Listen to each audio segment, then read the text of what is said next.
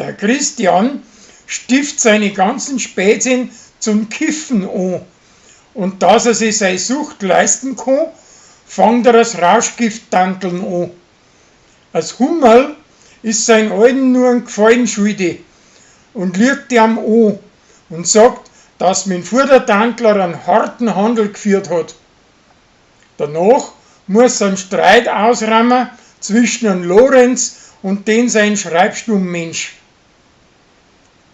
Der Gregor schreibt seiner Gspuse ein liebes Versal zum Valentinstag, aber das kommt in falsche Hände und wird alle möglichen und unmöglichen Leid zugeschrieben, bis nachher schließlich da noch bei der richtigen Land.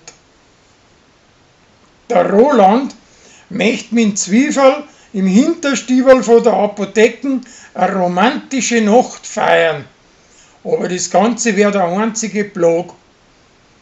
Danach kriegt er sie mit der Baufirma und schmeißt es raus und wegen dem läuft ihm das Zwiebel davon und übernachtet im Wirtshaus.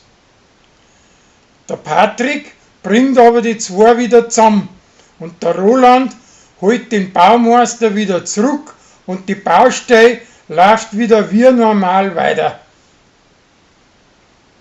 Da lädt sich aber ein kantiger Novitaxler bei ihm ein, der wo mit Roland weitschichtig verwandt ist und macht es bequem bei ihm und nassauert umeinander und ist nimmer zum Weiterbringen. Der Sascha nimmt in seinem Prozess die Berufung wieder zurück und entschließt sich, dass er seine Strafe im Zuchthaus ansitzt und das ganz groß in die Medien kundtut. Aber die Rosi steht zu ihm. Z Lansing taucht der Biber auf und staut einen Bach auf, so dass das Hochwasser beim Brei als Lager reinläuft. Bei den Bauern riecht er auch einen Haufen Schaden an und schließlich macht etwa heimlich den Damm wieder hin.